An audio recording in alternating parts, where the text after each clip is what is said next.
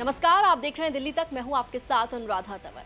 अगले कुछ महीनों में दिल्ली के अंदर विधानसभा के चुनाव होने वाले हैं। इन चुनावों को लेकर तमाम राजनीतिक दल अपनी तैयारियों में जुट चुके हैं। चर्चाएं इस चुनाव को लेकर अब जोर पकड़ने लगी है।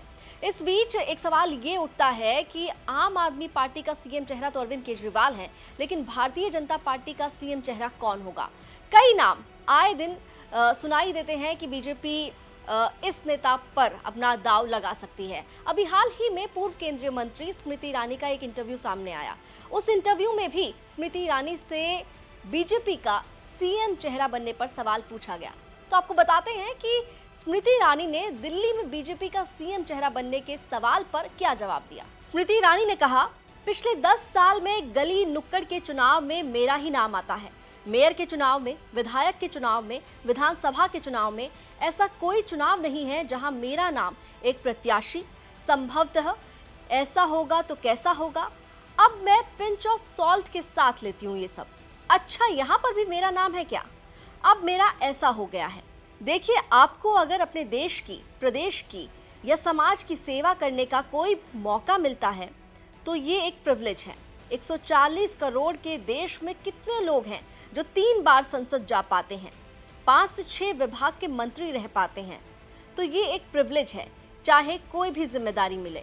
तो स्मृति ईरानी का जवाब आपने सुना। उन्होंने कहा कि ऐसा कोई चुनाव नहीं है जहां पर उनका नाम ना चलता हो, चाहे वो एक मेयर का चुनाव हो, विधानसभा का चुनाव हो, हर तरफ उनका नाम जो है वो आ जाता है। साथ ही उन्होंने ये भी कहा कि अगर आपको किसी भी रूप में प्रदेश का, देश का या समाज का सेवा करने का मौका मिलता है तो ये एक प्रिविलेज है। आपको बता दें कि स्मृति ईरानी अमेठी से सांसद थी। इस बार जब चुनाव हुए लोकसभा के, तो स्मृति ईरानी अमेठी से अपना चुनाव हार गई। ऐसे में अब चर्चा है कि स्मृति ईरानी को क्या भारतीय जनता पार्टी दिल्ली में सीएम चेहरे के तौर पर अरविंद केजरीवाल के खिलाफ खड़ा कर सकती है।